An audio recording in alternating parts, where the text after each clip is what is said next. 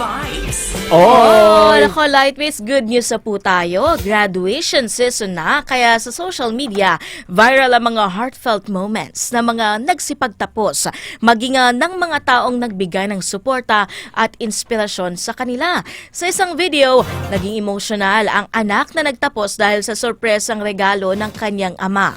Kahit hindi pa nakikita ang regalo, naiyak agad ito at niyakap ang ama. Emotional rin ang ilang estudyante dahil naman nawawalay na sila sa mga classmate na nakasama ng mahabang panahon.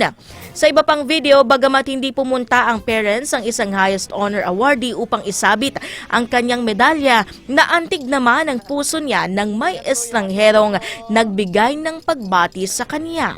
At syempre, marami rin siguro ang labis ang saya sa pagtatapos ng kanilang mga estudyante.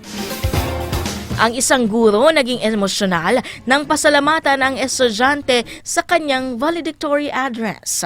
Kaya congratulations sa mga nagsipagtapos at magsisipagtapos ngayong taon.